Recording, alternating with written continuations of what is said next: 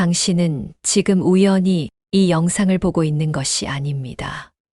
부처님은 말씀하셨습니다. 2년 닿은 자만이 진실을 듣는다. 오늘 이 영상을 클릭한 것, 지금 이 순간 이 말을 듣고 있는 것, 그 모든 것이 인연입니다. 다음 생이 어떻게 결정되는지, 어떤 사람은 왜 인간으로 다시 태어나지 못하는지, 이 비밀은 대부분의 사람들이 평생 한 번도 듣지 못한 가르침입니다. 특히 부처님이 말씀하신 짐승의 몸을 받는 세 가지 마음은 듣는 순간 자신의 삶을 돌아보게 만들고 끝까지 듣지 않으면 오히려 찜찜함만 남습니다. 왜냐하면 이것은 당신의 다음 생과 직접 연결되어 있기 때문입니다. 지금 이 순간에도 당신은 다음 생의 씨앗을 심고 있습니다. 인간의 몸을 받는 것은 바늘 끝보다 좁은 틈을 통과하는 것과 같다고 부처님은 하셨습니다. 얼마나 어려운 일인지 아십니까? 지금 당신이 사람으로 태어난 것 자체가 기적입니다. 하지만 다음 생도 보장된 것은 아닙니다. 짐승의 삶은 우리의 상상보다 훨씬 고통스럽습니다. 말도 할 수 없고 생각도 제대로 할 수 없으며 오직 본능에 따라 살다가 죽습니다. 그리고 그 고통은 한 생으로 끝나지 않습니다.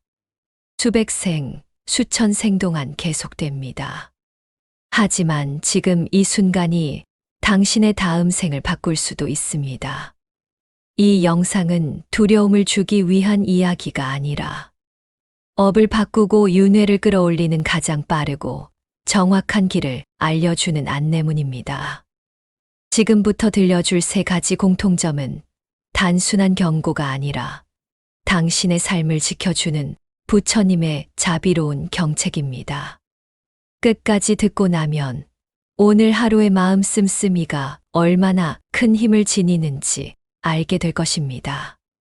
당신의 말 한마디, 생각 하나하나가 다음 생을 만들고 있습니다. 지금부터 그 충격적인 진실을 하나씩 밝혀드리겠습니다. 부처님은 경전에서 이렇게 말씀하셨습니다.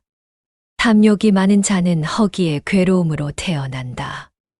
먹어도 만족하지 못하고 가져도 불안해하고 채워도 공허한 사람의 마음은 끝내 짐승의 세계로 떨어집니다. 탐욕은 단순한 욕심이 아닙니다.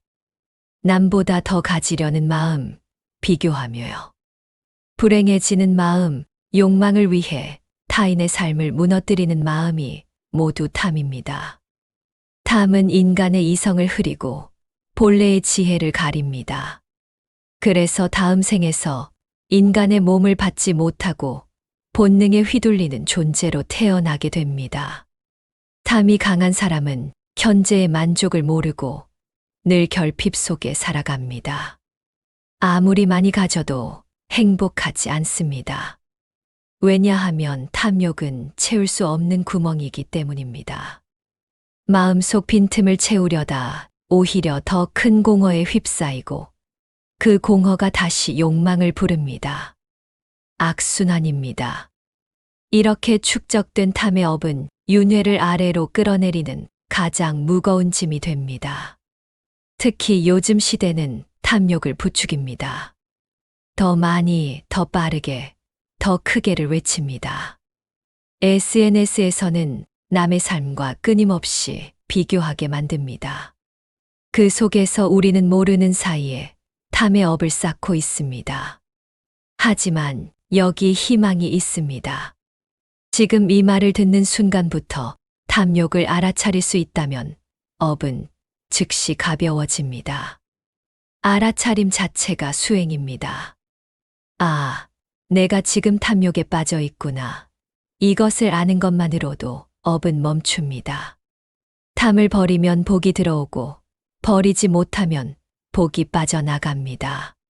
오늘부터 작은 것에 만족하는 연습을 하십시오.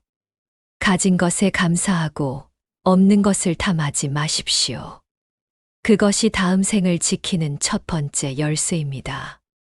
부처님께서는 경전에서 엄중히 경고하셨습니다.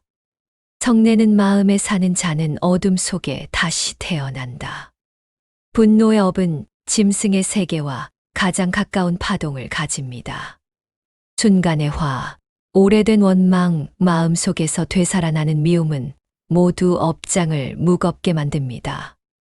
화를 잘 내는 사람은 평생을 불행한 사람처럼 살고, 남을 탓하는 사람은 자신이 만든 괴로움에 계속 갇힙니다.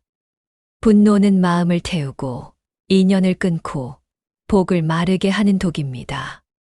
화를 내는 순간 당신의 얼굴은 악귀의 얼굴이 됩니다. 그 모습 그대로가 다음 생의 모습이 될 수 있습니다. 그러므로 화가 많은 사람일수록 다음 생을 지키기 위해 반드시 화의 불을 끄는 수행을 해야 합니다. 숨을 고르고 말 한마디를 멈추고 원망을 내려놓는 순간 업은 바뀝니다. 분노가 많은 사람은 자신이 늘 억울하고 피해자라고 느끼지만 실제로는 그 감정이 스스로를 가장 아래로 끌어내리고 있습니다.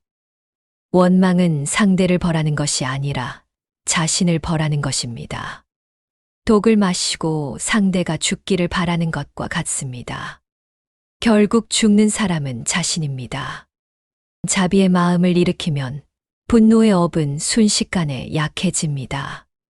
우리가 화를 다스리는 것만으로도 윤회는 달라집니다. 부처님은 이렇게 가르치셨습니다. 하루 동안 화를 참은 사람은 100번 제사 지낸 공덕보다 크다. 화를 참는 것이 얼마나 큰 수행인지 아십니까? 오늘 누군가에게 화가 났다면 잠시 멈추십시오. 23번 깊이 쉬십시오. 그리고 생각하십시오. 이 화를 내는 것이 나의 다음 생을 어디로 보낼 것인가? 그 질문만으로도 화는 사라집니다. 용서하십시오. 남을 위해서가 아니라 당신 자신을 위해서입니다. 부처님은 어리석음을 짐승의 가장 강한 업이라 하셨습니다. 탐욕과 분노보다 더 무서운 것이 어리석음입니다. 왜냐하면 어리석음은 자신이 어리석다는 것조차 모르기 때문입니다. 어리석음은 배우지 않음이 아닙니다. 반복된 실수, 잘못을 알면서도 고치지 않는 마음, 자신의 행동이 남에게 주는 상처를 모르는 태도가 모두 치입니다.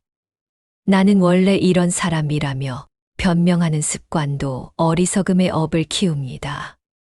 무지는 나쁜 의도 없이도 악업을 만듭니다. 나도 모르게 남을 아프게 하고 알지 못한 채 인연을 끊으며 깨닫지 못한 채 스스로의 복을 소모하게 합니다. 어리석음의 업은 인간의 지혜를 가리고 의식을 낮은 세계로 밀어냅니다. 짐승은 지혜가 없습니다. 오직 본능만 있습니다. 배고프면 먹고 졸리면 자고 화가 나면 물어뜯습니다. 어리석음이 깊어지면 인간도 짐승처럼 됩니다. 본능에만 충실하고 성찰이 없으며 배우려 하지 않습니다. 그리고 다음 생에 정말로 짐승이 됩니다.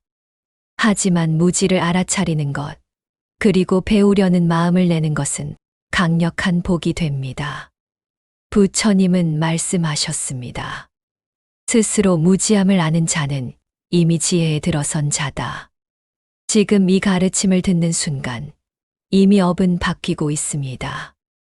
당신이 이 영상을 끝까지 보고 있다는 것 자체가 배우려는 마음입니다. 그것이 다음 생을 인간으로 보장하는 공덕입니다. 어리석음을 벗어나려면 질문하십시오. 내가 지금 하는 행동이 옳은가? 이 말이 남에게 상처를 주지는 않는가? 내가 놓치고 있는 것은 무엇인가? 이런 질문을 하는 사람은 절대 짐승으로 떨어지지 않습니다. 오늘부터 배우십시오. 경전을 읽고 지혜로운 사람의 말을 듣고 자신의 잘못을 인정하십시오. 그것이 다음 생을 밝히는 등불입니다. 세 가지 공통점, 탐욕, 분노, 어리석음.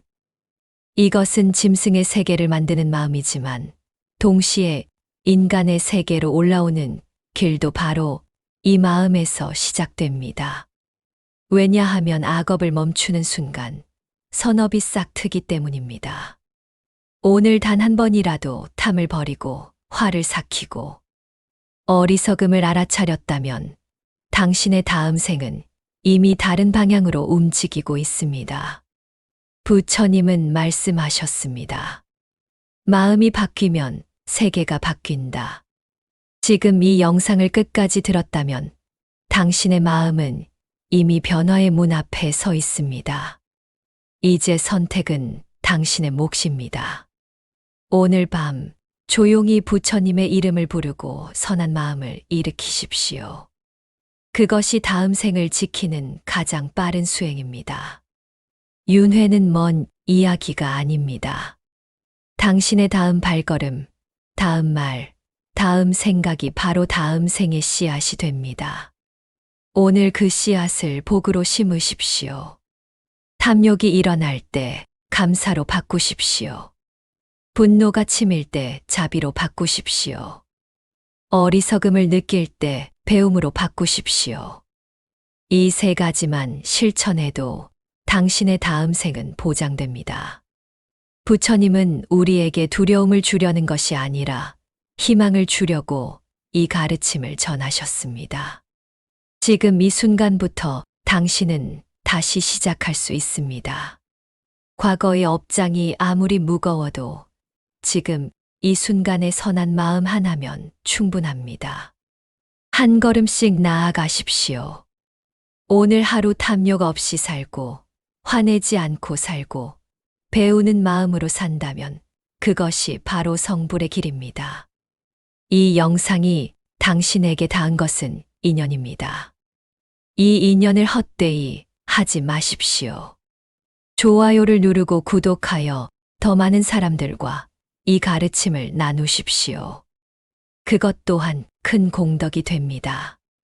당신의 다음 생이 빛나기를, 그리고 그 다음 생도 계속 인간으로 태어나 부처님의 가르침을 만나기를 기도합니다. 부처님의 자비가 항상 함께 하시기를 기도합니다.